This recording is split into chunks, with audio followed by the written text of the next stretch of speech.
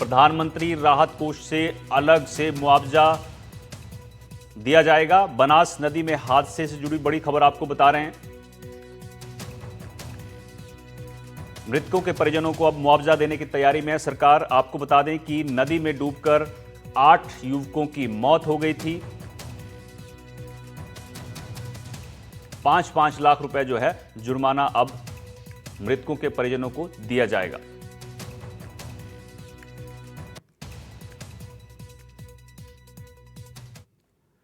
राजस्थान के टोंक में दिल दहला देने वाला एक ऐसा हादसा सामने आया जिसमें एक साथ 8 लोगों की दर्दनाक मौत हो गई। एक तरफ पुलिस की जांच चल रही है तो वहीं दूसरी तरफ एक रिपोर्ट के मुताबिक नदी में गड्ढे बनने का कारण अवैध खनन बताया गया है। सवाल यह है कि अगर अवैध खनन हादसे का कारण है तो फिर अभी तक एक्शन क्यों नहीं हुआ।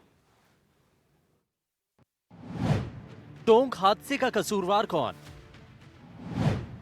8 लोगों की मौत का जिम्मेदार कौन? अवैध खनन बना हादसे का कारण, फिर भी एक्शन का इंतजार क्यों? कब रुकेंगे हादसे? कब होगी कार्रवाई? हादसे की दिल दहला देने वाली ये तस्वीरें टोंक से सामने आई थी, जहां बनास नदी में नहाने गए 11 युवकों में से 8 की दर्दनाक मौत हो गई, जबकि 3 लापता युवकों का बाद में टीम ने रेस्क्यू किया। इस हादसे को जिसने भी देखा वो हैरान था। हालांकि पुलिस इस मामले को लेकर अब जांच कर रही है।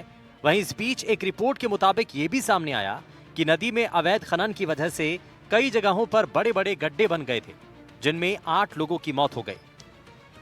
अवैध बजरी खनन के कारण हुआ हादसा। पिकनिक मनाने गए 8 युवक नदी में डूबे थे। 8 युवकों की बनास नदी में डूबने से हुई थी मौत। अवैध बजरी खनन के कारण बना था गड्ढा। नदी में गड्ढे से अनजान थे डूबने वाले युवक।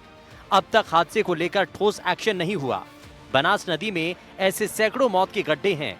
प्रशासन ने फिर ठोस एक्शन की बात दोहराई है। टोंक बनास नदी का ये क्षेत्र जहां देख सकते कि आप पानी का कुआं जो था वो कितना ऊंचा था, लेकिन ये कभी जमीन के अंदर हुआ करता था, आज जमीन के बाहर नजर आ रहा है।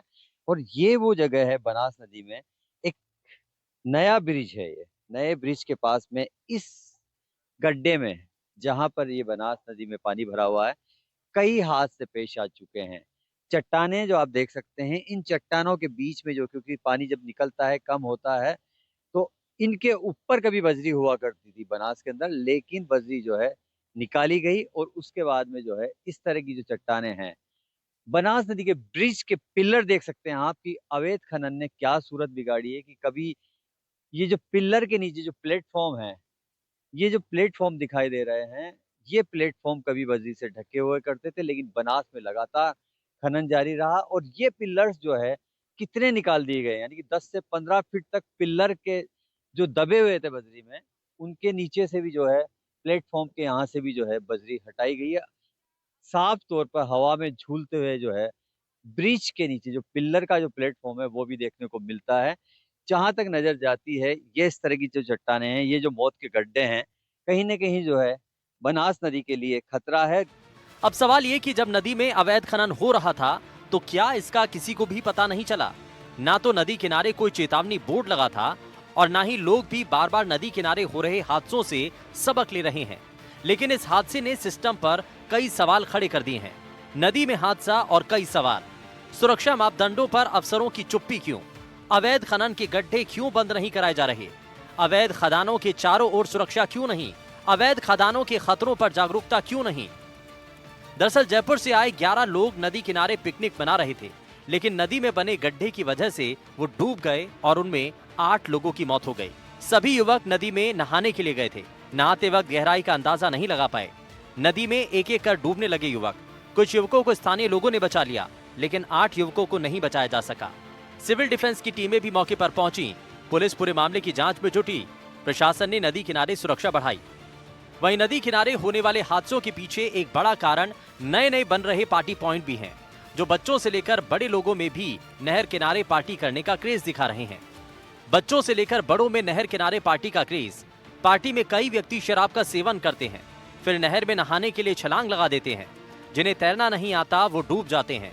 कई बार डूबते को बचाने के लिए छलांग लगा देते हैं, लेकिन फिर भी वो भी डूब जाते हैं। फिलहाल इस हादसे ने प्रशासनिक स्तर पर कई खामियों को उजागर किया है।